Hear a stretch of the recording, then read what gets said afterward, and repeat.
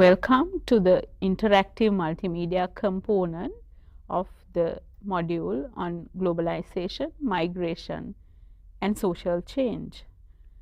This is another discussion that is part of the series of the discussions that we will have for you in this module. In this discussion, we are trying to focus on the theme of migration and globalization. And this is a very important theme that runs through the module, and we have actually allocated 2 sessions for this topic. And in that, we are actually trying to create an understanding on the patterns of migration as well as the Sri Lankan context in relation to that experience of migration. So here we have today with us an expert from, and she's also an academic from the University of Colombo, representing the Department of Demography. She was also the former head of department of that department, and she's Dr. Swarna Ukwatta. Swarna, welcome to this discussion, and thank you so much for giving us this opportunity to listen to you. To start off this discussion, let us inform the learners as to how we create this link between globalization and migration. Thank you, Kanchana. As you all know, migration, both internal and international, is not a recent phenomenon. What is important here is that migration has become complex due to globalization. Therefore, we can say there is a link between migration and globalization. First, we need to understand what is globalization. As discussed in the previous session, globalization refers to a complex process of increasing interdependence, integration, and interaction among people, societies, cultures, and institutions around the world in the spheres of economy, culture, knowledge, and politics. That means that globalization has a link with so many aspects. Therefore, we can say migration is also related, linked with these aspects, or we can say concepts. Then, to understand the link between these two, first again we need to understand what is migration. Migration can be both internal and international, and it is the movement of people across a specified boundary. Even though globalization, in the previous discussion it mentions there is no boundary anyway. When we talk about migration, we need, because people have to move across a specified boundary. It can be internal boundary or international, for the purpose of establishing a new or permanent or temporary residence. But there are so many definitions, but simply we say that. Then that is the definition of migration. Then when we talk about the link between this globalization and migration, we can say, if we take the recent 100 years in the past, that, as I mentioned, that migration has become complex. Why it has become complex? Under that, I am going to talk about, because I said that migration system has been transformed over the years, and this transformation can be discussed in terms of 4 aspects. I am going to focus on those 4. First one is complexities of migration. The second one is migration transition. Third one is diverse communities and transnational lives. That is very important. And the fourth one is policy environment. Okay. These are 4 aspects that we need to focus on. If we take because in the past, because this migration has a long history, we know that. But what is happening is now it has become complex. Why it has become complex? It is because of this globalization process. Then when we talk about complexities of migration, first we can say now we can identify different types of migration. In the past also we can see, I mean, different types of migration. But when we talk about migration, now we can see, for example, if we take international migration, we can see permanent migration. Then student migration. Then some are migrating as refugees. Some are illegal migrants. Okay. That types of migration have increased over the, I mean, during the past few years. And also there are, we can see that the reasons for migration or motivation has increased, has changed. There are different purposes for migration, and at the same time modes of migration are also changed over time. Okay. Then again there are, as nation states, as he mentioned earlier, as in the previous discussion, there are the changes in commodities, financial migration, there are some other aspects like that also. And also technical and cultural changes. Those are under complexities of migration. And when we take the other aspect, then migration transition. What does it mean? Now we can see the changes in origin countries and also the changes in destination countries. Now, for example, if we take Sri Lanka in the past, Sri Lanka was considered as a destination country. Then after few years, then it has become country of origin. Now today we can say Sri Lanka is a country of origin and also country of destination. Can I just make a request for you to tell very briefly as to what is this, the country of destination and country of origin? Yeah, we can see in Sri Lanka now we have inbound migrants and also outbound migrants. Now people are leaving out of the country for different purposes. For example, labor migrants, student migrants, refugees. At the same time, some people are coming to Sri Lanka for different purposes.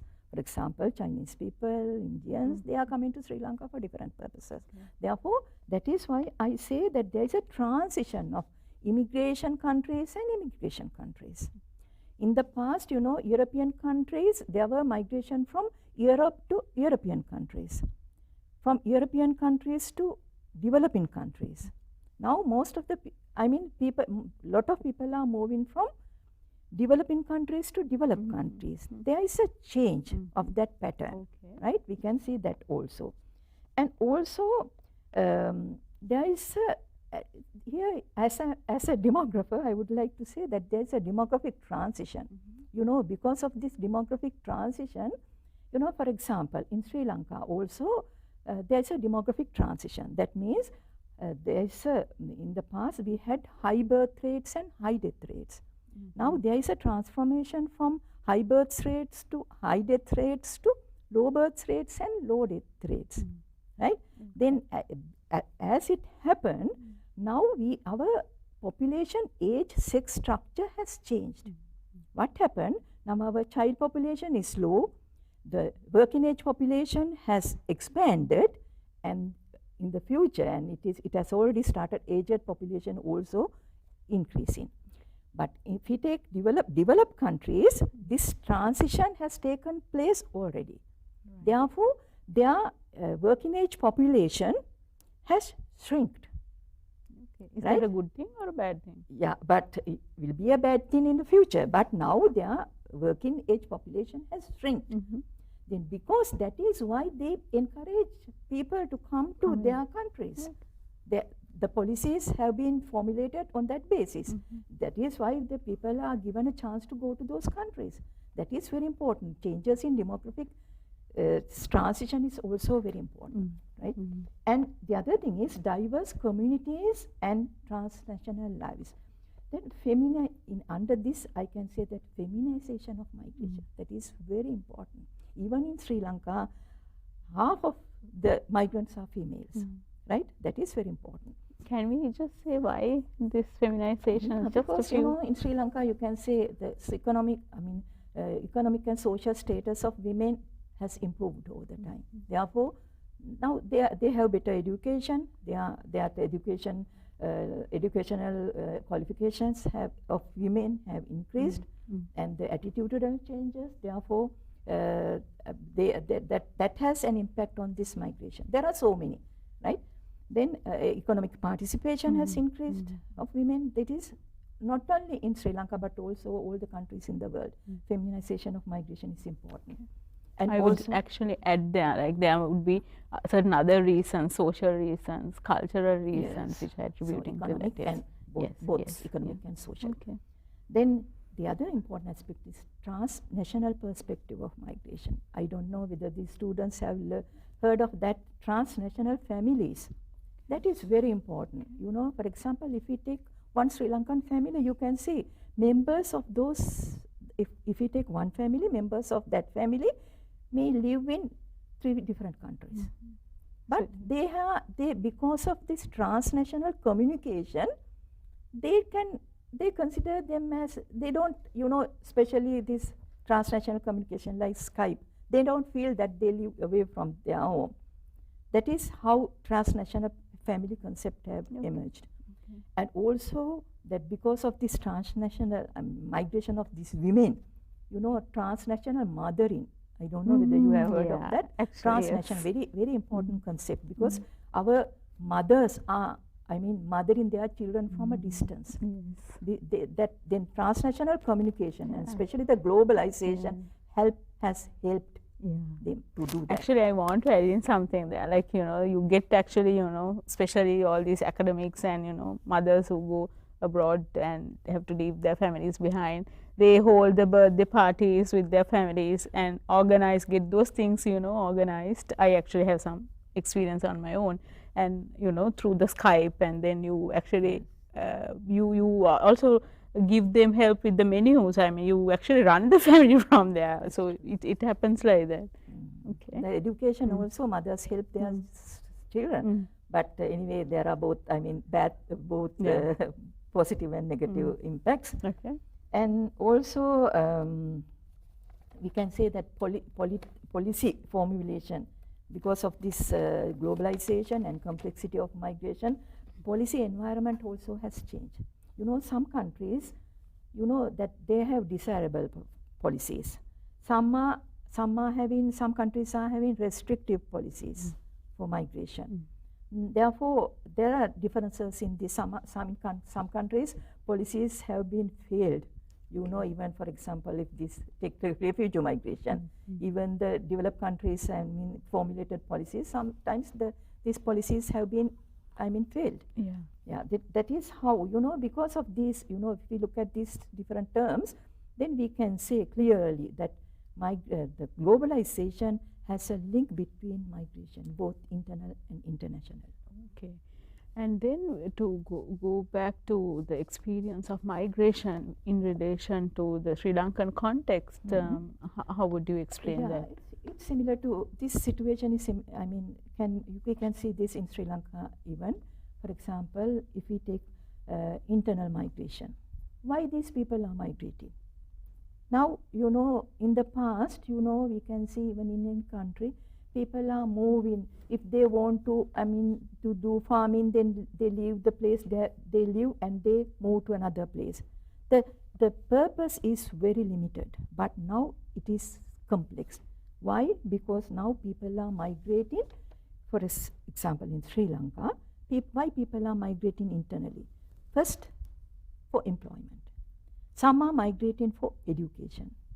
And in the internal, when we talk about internal migration, marriage is very important. A lot of people are migrating for marriage, right? Then at the same time, in the recent past, we saw that people have migrated internally due to conflict situations, war situations. And at the same time, it's a new phenomenon, emerging situation is that people are migrating due to climatic changes. That is disasters. That is very important. In the future, I think we have to focus more on that issue. not in other, even in Sri Lanka. Now we can see some climatic changes that is related to migration. Okay. So and when we talk about international migration, we can see that, as I mentioned earlier, we can see different types of migration. Labor migration, that is very significant in Sri Lanka. Why? Because now it has become the, the remittances earned by these migrant workers is the highest source of foreign income in Sri Lanka. People are, talking about this migration, labor migration, because in labor migration, nearly half of the labor migrants are females. Then that is very important when you talk about the migration and social change, globalization, migration and social change. That is very important. That is labor migration. And the other one is student migration. Now it is increasing. And also refugee migration, undocumented migration. All these aspects are very important when we talk about internal migration. Actually, interestingly, this student migration, how big is that now? Is it growing really fast? The problem is, unlike labor migration, to study labor migration in Sri Lanka, we have data, because the Foreign Employment Bureau provides data that we need to analyze migration pattern. But the problem is, in relation to student migration, I'm not possible to say exactly the volume of migration because of the unavailability of data, inaccurate data. That is the main problem in analyzing international migration, and also we have problems in analyzing internal migration because of the unavailability of data. Right. So is there anything in particular actually that you would mention apart from what you already talked about with regard to the Sri Lankan context? That is, now, lot of scholars, several scholars have investigated the social change, economic and social change because of migration. That is very important. That change can be both positive and negative, and also economic and social, right? But I think this is not the time to talk about social change. In detail. Also, yes. Okay. Actually, if you wanted to sort of draw on something, that's fine. I think this is what we want to inform the students, that this is what the 2 sessions are talking about in this module. And so I think we have adequately sort of give them a frame that discusses how that has been discussed in the module. And so I guess then we have come to the end of this discussion, which focuses on globalization and migration. And I hope you will use this IMM material and make the maximum use of it. Although we don't talk about everything, we actually try to sort of strike an interest in the topics that we have discussed. And thank you very much, Swarna. Dr. Swarna Ukwat from the University of Colombo, Department of Demography, for coming here and sharing your expertise. Thank you. Thank you.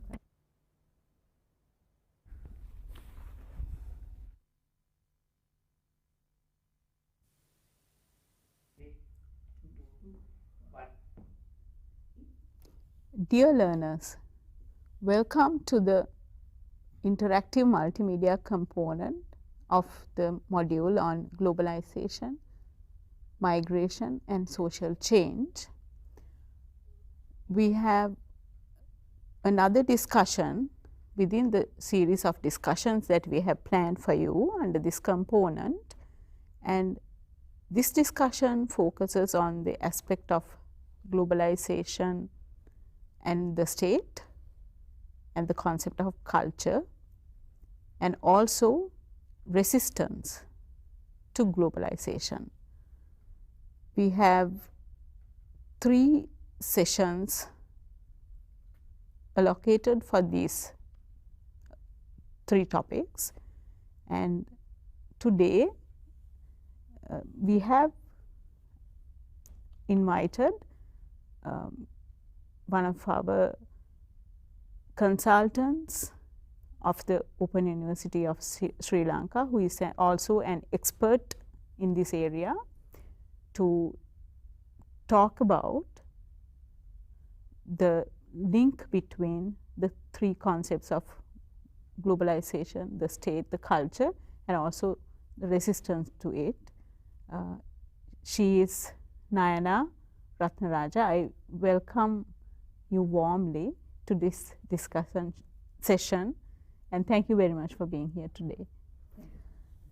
So to start off, let me ask you, how does, first of all, globalization impact on the state, or if you rather like to speak about even culture? I think there are sort of two big areas where globalization impacts on. Yeah, that's right. Actually, if I may say so, globalization does not impact only the state and culture, but it's a multifaceted phenomenon. But right now, I think we are going to focus our attention on the impact globalization has on the state and culture. So what really, the globalization is a phenomenon that actually no state right now in the world can avoid or evade. And it's actually the character of the state that is being impacted. And from the way that the state reacts or responds